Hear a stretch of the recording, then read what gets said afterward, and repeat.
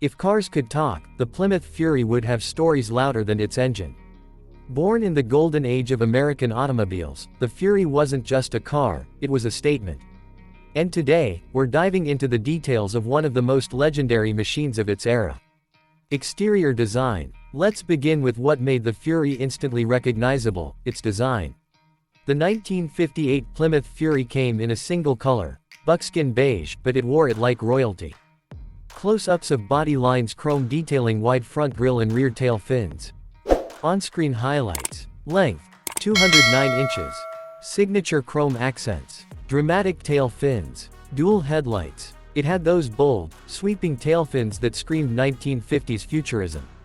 The wide-mouth grille, wraparound windshield, and chrome from bumper to bumper made it a symbol of speed, even when parked.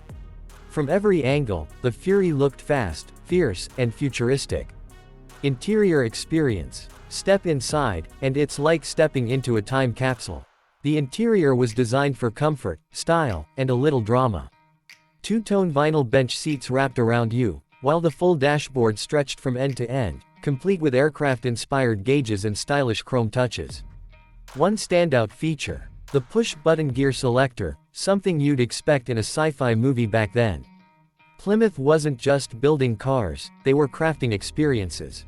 Performance. Powered by a 350 cubic inch Golden Commando V8, this beast pushed out 305 horsepower, a serious number in 1958.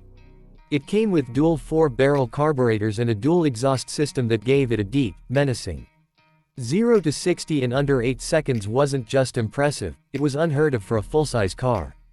It didn't handle like a European sports car, but the torsion bar suspension made it a smooth and confident ride. The Plymouth Fury was more than a machine.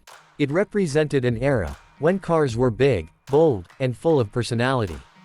It found a permanent place in pop culture through Stephen King's Christine, but even without the horror, the Fury had its own powerful presence. It was intimidating, elegant, and unmistakably American.